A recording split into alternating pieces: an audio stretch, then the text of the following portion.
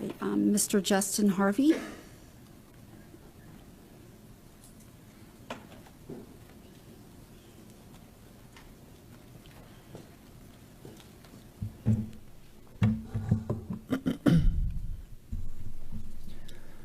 Good afternoon, Commissioners. You just state your name for me and your... My name is Justin Harvey. I live at 103 South Osceola, Orlando, 32801. Good afternoon, Commissioners.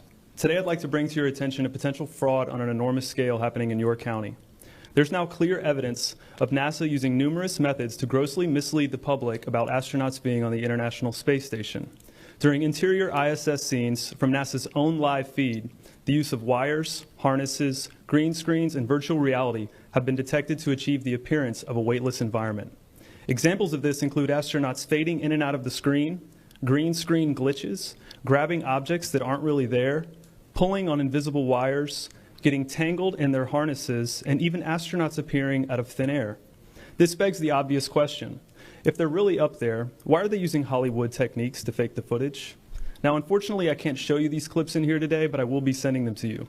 Moving on, outside the International Space Station, during spacewalks, air bubbles have been recorded on numerous occasions. How is it possible for air bubbles to be present in the vacuum of space? I once questioned astronaut Scott Kelly about this phenomenon. His body language and answers only created more questions. In 2013, astronaut Luca Parmitano nearly drowned during a spacewalk when his helmet filled with water. This happened again just last year. Air bubbles, helmets filling with water, and drowning. Are they in space or are they underwater?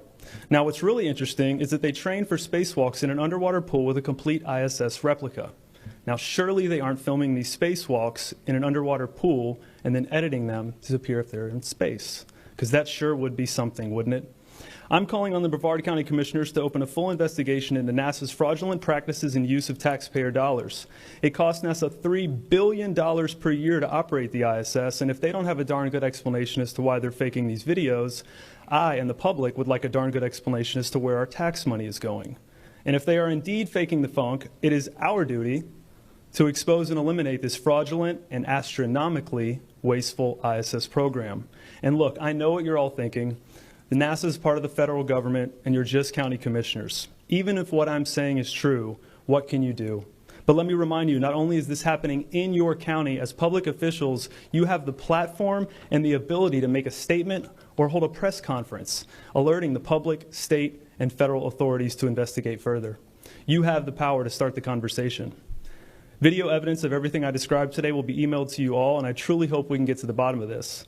I look forward to the day that $3 billion annual budget is put towards our veterans, our homeless, maybe some of that mental health stuff the young lady just spoke about, and the revitalization of Brevard County. Thank you for your time today, and I'll be happy to answer any questions you may have. Thank you, sir.